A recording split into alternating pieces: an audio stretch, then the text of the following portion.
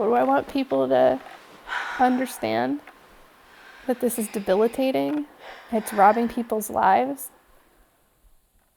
I love the terms millions missing. We're millions missing. There's millions of people missing. There's millions of dollars missing from funding. There's millions missing. Just millions and millions of people who are missing out of their lives.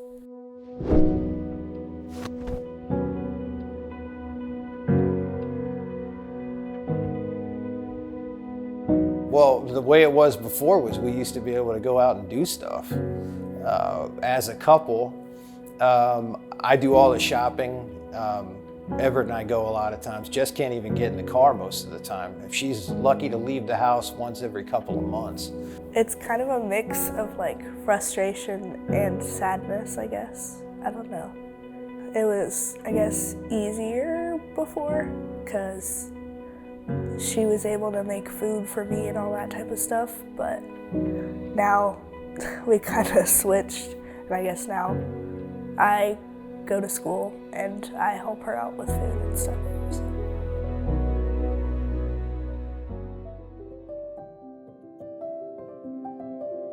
The name chronic fatigue syndrome implies that the main symptom of this illness is fatigue, and it makes it seem like patients who are very sick are just sleepy or a little worn down, when really severely ill patients with ME/CFS are often bedridden, they can no longer move, they're in bed, they usually have lost even the capacity to speak out loud, they're sensitive to light, they're sensitive to sound, they're mostly sometimes sensitive to human touch, they can no longer tolerate smell, and basically there is, minimal quality of life. I think there's a real gap in research that needs to be filled, and ME/CFS really needs good neurological and neuroscience research. We have just a very bare bones understanding of what's happening in the central nervous system at this point, which I really think is where the important action is. And so I'm really grateful that I can contribute to that and to try and do good, careful, programmatic research. It's like living with no energy, no juice. It's like, I've heard it described as like if you left the house with your phone at 10% battery, you wouldn't leave the house without a charger, I can't do anything. My life is gone. It frustrates me that there's so many doctors out there that don't believe in this illness or that still believe that it's hysteria or some kind of mental illness where you think this stuff is happening or you're making it up.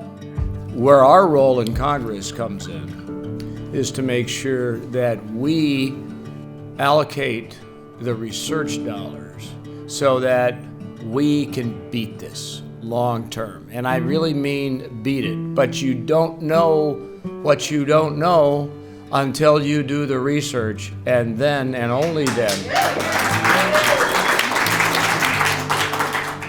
And only then can you chart the steps ahead. I understand there's currently no cure for chronic fatigue syndrome and no FDA-approved treatment. Sadly, symptoms often last for a lifetime. I want my wife to be able to walk again. I want my wife to be able to casually walk to the car. I would say something like, oh, I forgot, I gotta run to the car and get this thing. Or hey, I know I have a gig tomorrow, and then Jess can say, yeah, no, that's all right, I'll take Everett to school. That would be like a dream come true. I know that there was a long time people were equating us to hay fever, like we were getting the same amount of funding as hay fever. The funding that somebody's getting for having an allergic reaction makes sense, but the funding that we're getting for celebrating going to the bathroom and taking a shower, I don't know, just doesn't seem right.